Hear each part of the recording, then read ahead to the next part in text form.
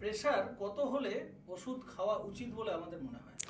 হ্যাঁ, blood pressure একটা আজকের দিনে খুবই important topic. Blood pressure constantly high থাকলে হার্ট, ব্রেন, চোখ, কিডনি, ব্লাড ভেসেলস সবই ড্যামেজ হয়। তো একটা রুল যেটা মনে রাখতে হবে যে 130 আর 80 এই দুটো নম্বর, একটা হচ্ছে উপরের ব্লাড প্রেশার যেটাকে আমরা সিস্টোলিক বলি, একটা হচ্ছে নিচের নাম্বার যেটা হলে আমরা ডায়াস্টোলিক বলি। তো 130 সিস্টোলিক আর 80 ডায়াস্টোলিকের নিচে থাকলে প্রেশার নর্মাল।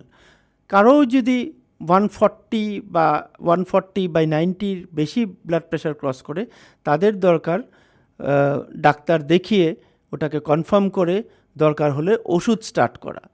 তারই সঙ্গে লাইফস্টাইল চেঞ্জেস খুবই দরকার।